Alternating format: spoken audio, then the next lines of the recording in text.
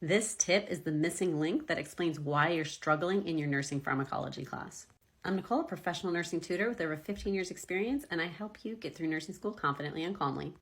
This tip comes from step 2 of my Silver Bullet study system. If you don't already know about it, you can get a free intro to the Silver Bullet study system video from me, as well as this lovely download.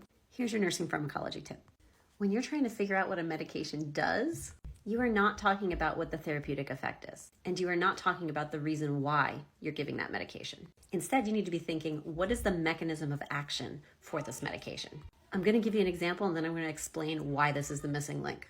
Let's say you're studying a blood pressure medication. What does that medication do?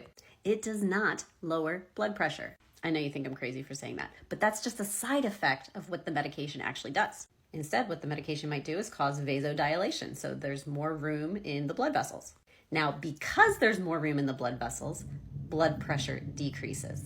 When you make this subtle but very important change to studying pharmacology, you're going to find that it's easier to connect the dots to what medications do in the body, and it's going to be a heck of a lot easier to remember what the medications do.